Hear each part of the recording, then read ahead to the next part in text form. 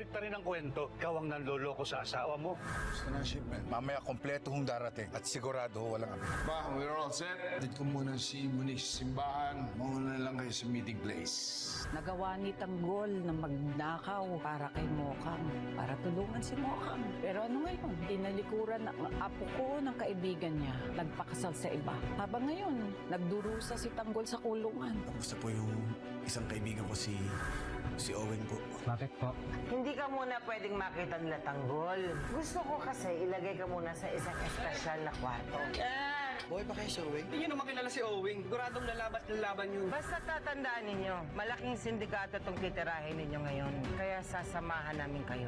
Bakit kailangan niyo pa akong sumama? Kaya-kaya na po namin to. Naniniguro lang. Dahil na yung mga damit ito mga ito at makapagpalit na. Naghihintay na si Balatukan sa labas. Nakahanda na rin mga armas at mga sasakyang gagamitin.